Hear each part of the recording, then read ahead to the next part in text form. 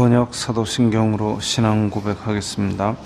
저는 전능하신 아버지 하나님 천지의 창조주를 믿습니다. 저는 그분의 유일하신 아들 우리 주 예수 그리스도를 믿습니다. 그분은 성령으로 잉태되어 동정녀 마리아에게서 나시고 본디오 빌라도에게 고난을 받아 십자가에 못 박혀 죽으시고 장사된 지 사흘 만에 죽은 자 가운데서 다시 살아나셨으며 하늘에 오르시어 전능하신 아버지 하나님 우편에 앉아 계시다가 거기로부터 살아있는 자와 죽은 자를 심판하러 오십니다. 저는 성령을 믿으며 거룩한 공교회와 성도의 교제와 죄를 용서받는 것과 몸의 부활과 영생을 믿습니다. 아멘. 거룩하신 아버지 하나님 감사합니다. 간밤에도 편히 쉬게 해주시고 새벽에 기도하는 자리에 불러주시니 감사합니다. 이 시간 저희들이 마음 중심으로 주님을 경외하게 하여 주시옵소서. 예수님 이름으로 기도드리옵나이다. 아멘. 찬송가 43장입니다.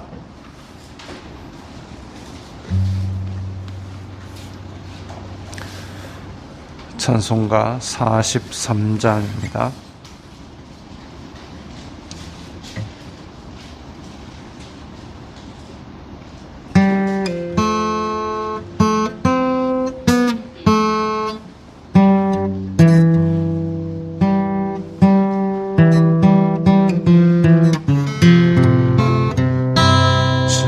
즐겁게 한 시간 반갑고 좋은 날 내 맘을 편케 하니 즐겁고 기쁜 날 이날의 천하 만민 다 보좌 앞에서 참되신 삼위일체 다 찬송 부르네. 이날의 하늘에서 새 양식 내리네. 성회로 모이라고 종소리 울리네. 복음의 밝은 빛은 온 세상 비치며 또 영생물이 흘러 시원케 하시네. 이 주일 지킴으로 새 은혜 입어서 영원히 쉬는 곳에 다 올라갑시다. 성부께 찬미하고 성자와 또 성령 참되신 삼위일체 다 찬송 부르세.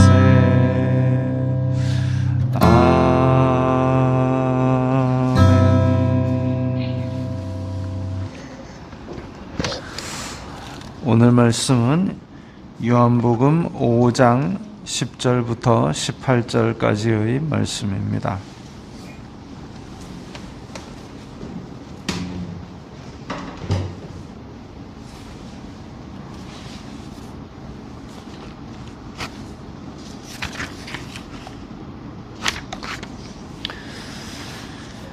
요한복음 5장 10절부터 18절까지의 말씀 함께 읽겠습니다. 유대인들이 병 나은 사람에게 이르되 안식일인데 내가 자리를 들고 가는 것이 옳지 아니하니라. 대답하되 나를 낫게 한 그가 자리를 들고 걸어가라 하더라 하니 그들이 묻되 너에게 자리를 들고 걸어가라 한 사람이 누구냐 하되 고침을 받은 사람은 그가 누구인지 알지 못하니 이는 거기 사람이 많음으로 예수님께서 이미 피하셨습니다. 그 후에 예수님께서 성전에서 그 사람을 만나 이르시되 보라 내가 나았으니 더 심한 것이 생기지 않게 다시는 죄를 범하지 말라 하시니 그 사람이 유대인들에게 가서 자기를 고친 이는 예수님이라 하니라. 그러므로 안식일에 이러한 일을 행하신다 하여 유대인들이 예수님을 박해하게 된지라.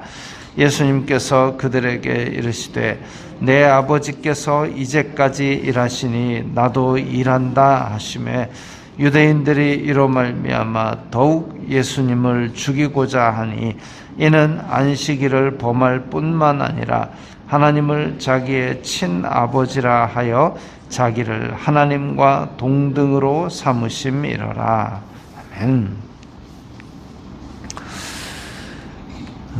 38년 된 병자가 나았습니다.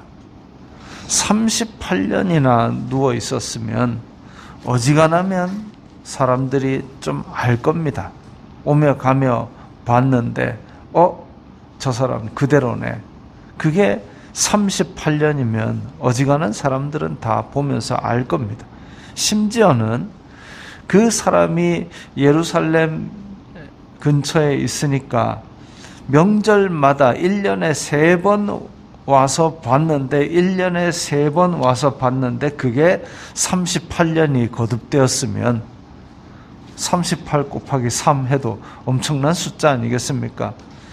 1년에 3번 예루살렘에만 오는 사람도 그 사람이 거기에 누워있는 걸 알 수도 있는 그 정도의 상황입니다. 왜냐하면 그때는 뭐 TV도 없고 인터넷도 없고 그야말로 사람들 오며 가면서 보는 그게 보고 듣는 것의 전부인데 그렇기 때문에 오히려 더 기억할 수 있는 확률이 높습니다. 그런데 그렇게 오랫동안 병상에 누워있던 사람이 자리를 들고 걸어간다. 인간적으로 뭐부터 생각이 납니까? 야, 어떻게 됐냐? 어떻게 낫게 됐냐? 어떻게 걸어가게 됐습니까? 그거부터 묻는 게 정상이죠. 그런데 유대인들은 뭐라 그러냐 하면은 안식일에 자리를 들고 걸어가는 것은 옳지 않다. 그거부터 얘기합니다. 사람이 우리말에도 인지상정이라는 말이 있습니다. 인지상정. 사람이라면 그런 마음을 품는다는 거죠. 예를 들면 TV에 한 번씩 나오는 그 있지 않습니까? 빼싹 마른 아기가 이렇게 먹을 게 없어가지고 입술이 바짝바짝 마른 마이클은 오늘도 마이클은 오늘도 물이 한 모금 없어서 고생합니다. 이래가지고 이제 나오는 그런 거 보면 아유 딱하다. 그게 인지상정이지요. 사람이라면 마땅히 드는 마음. 그런데 38년이나 그렇게 병자로 누워있던 사람이 걸어간다, 자기 힘으로 걸어간다라는 걸 봤을 때에 사람이라면 누구라도 아니 어떻게 그렇게 낫게 됐습니까? 그거 묻는 게 정상인데 이 유대인들은 인간의 기본적 마음을 잃어버리고 율법만 남았습니다. 그 율법은 도대체 뭘 위한 율법일까요? 뭘 위한 율법인데 38년이나 앓던 사람이 걸어가는 것도 눈도 끔찍 안 하고 그거는 옳지 않다 그러고 앉았을까요? 그렇게 아주 비인간적으로 율법의 칼날을 들이대니까 이 병자였던 사람이 11절에 보니까 나를 낫게 한 그가 자리를 들고 가라 합디다. 앞에서 우리 예수님께서 그 사람에게 물었습니다. 네가 낫고자 하느냐? 네 속에 뭐가 있느냐? 물으셨는데 사람들이 나를 안 집어넣어 가지고 내가 저기에 들어가야 되는데 그래서 내가 못 가고 있습니다. 다 밖에 있습니다.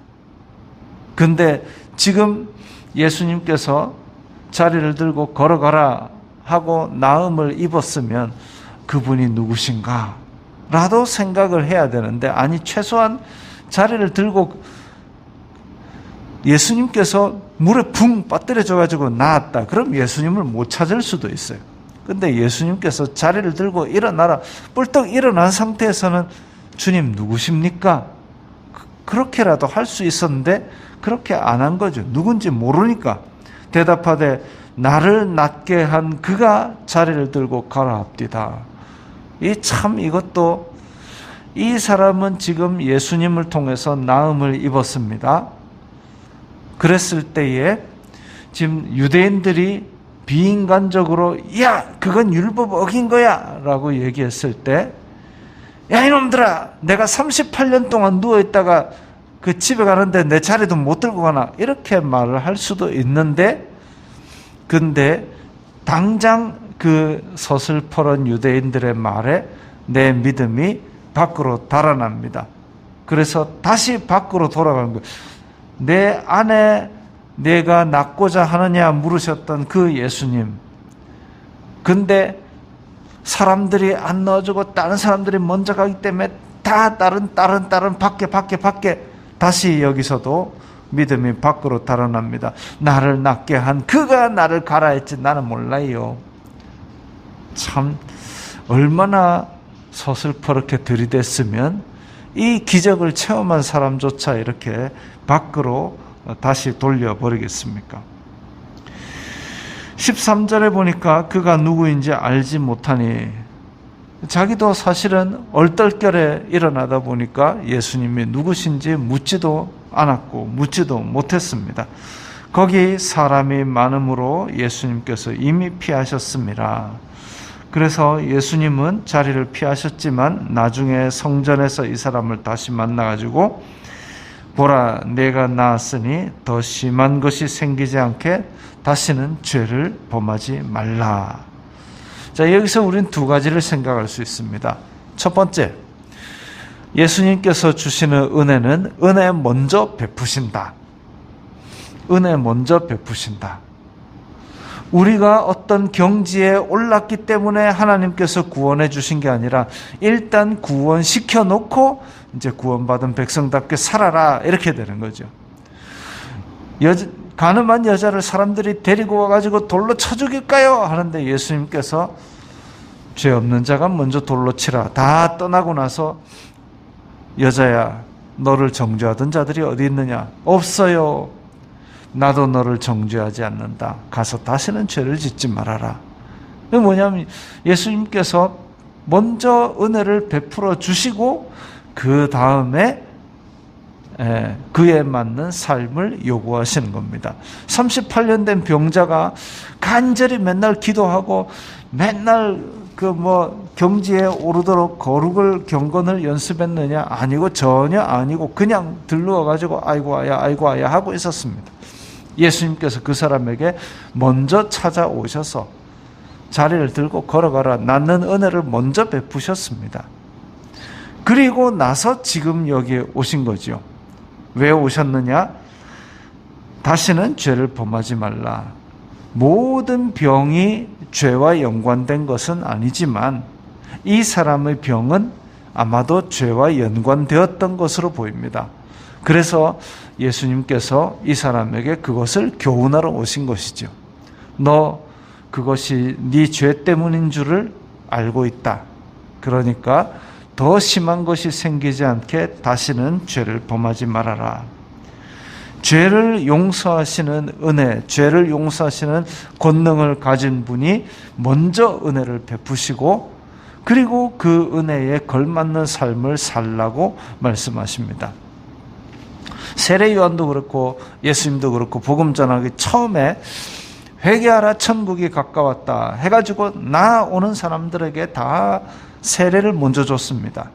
그리고 나서 우리가 어찌할꼬 군인들은 받는 녹을 족한 줄로 알고 이런 식으로 그의 마땅한 삶을 요구를 하셨던 것처럼 여기서도 예수님께서 다시 찾아오셔서 은혜 받은 사람답게 살라고 말씀을 하고 계십니다.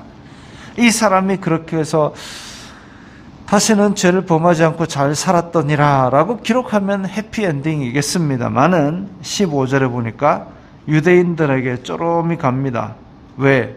지금 자리를 들고 일어서 간 것이 유대인들의 율법을 어긴 것이기 때문에 이 율법에서는 그냥 안식일을 지켜 거룩하게 지키라 이까지만 나와 있는데 그때 당시에 바리새인들이 이제 그러면 이 일이 어디까지냐 해가지고 연구를 합니다. 연구를 해가지고 아침에 일어나서 침상에서 걸어가서 부엌에 가서 밥을 해가지고 자리에 먹고 이렇게 해가지고 걸음걸이 숫자까지 다 세가지고 안식일에 몇 걸음 이상 가면은 일이고 몇 걸음 미만으로 가야 일이 아니다. 그래서 성경에 종종 등장하는 여기가 안식일에 가기 알맞은 거리라라는 게 그겁니다. 또 곡식을 그릇에 담아가지고 먹으려면 담아야 되니까 담는 거는 일이 아닌데 곡식을 까부르는 거는 일이다. 탈곡이다. 그 다음에 자리를 들고 걸어가는 것도 운반하는 일이다. 이런 식으로 일이다 아니다를 그렇게 다 정해놨습니다. 유대인들이 그렇게 토를 달아가지고 정해놓은 그걸 어겼다 이거죠. 자리를 들고 걸어가니까.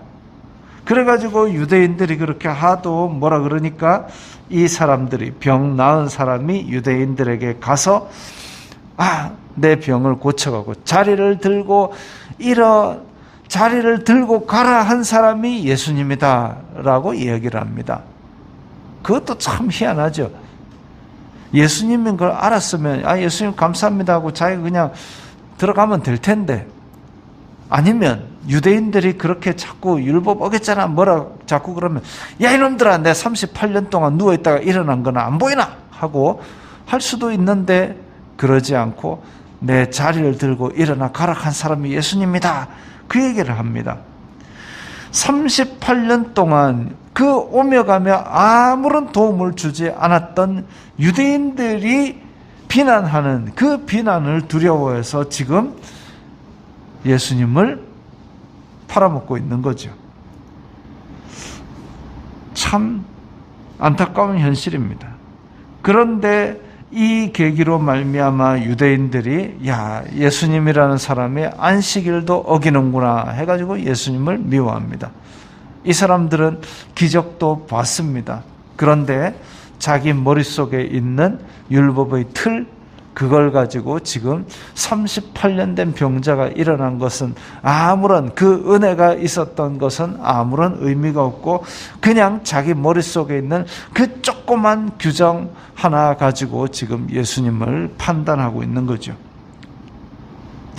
예수님은 요한복음 1장에도 나왔듯이 새 창조의 주인입니다.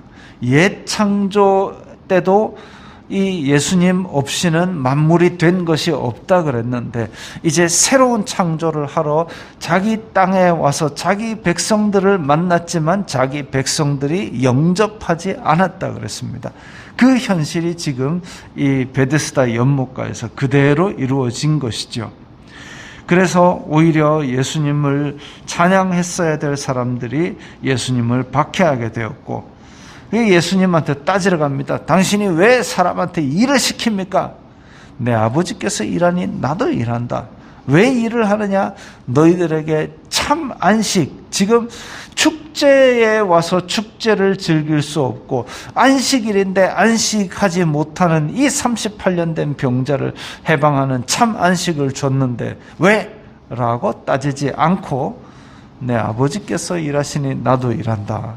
참 수수께끼 같이 말씀하시니까 유대인들이 그거 못 알아듣죠. 그래서 안식일도 어긴 사람이 하나님하고 자기하고 동급으로 여긴다 해가지고 더 미워하게 됐습니다.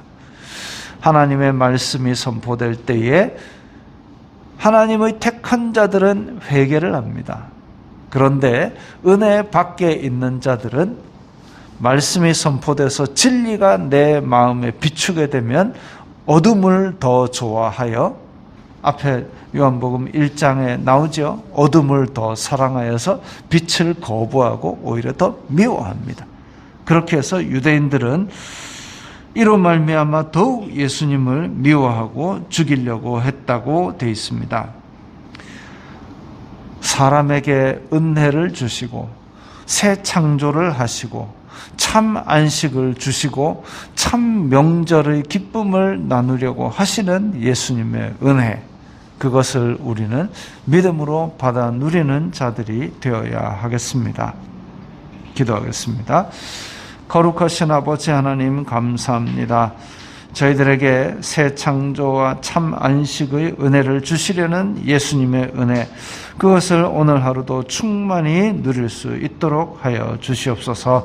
예수님 이름으로 기도드리옵나이다. 아멘.